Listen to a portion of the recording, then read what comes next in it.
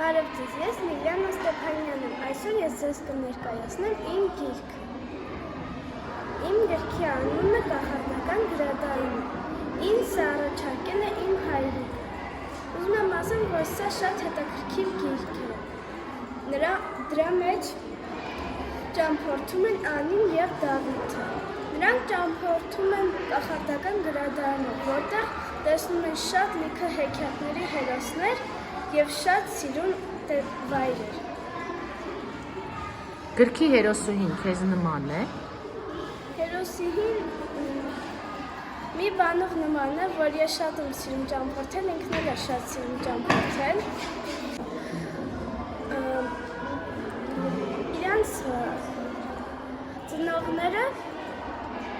Իրանց ծնողներից հայրիկը շատ էր հավատում էր նրան, որ երեխաները տեսել են կախարդական գրադարանը, իսկ մայրիկը չէր հավատում, որովհետև դա մտածում էր, որ երեխաները իրական չեն ասում, որովհետև նա կյանքում դա չի տեսել։ Հայրիկը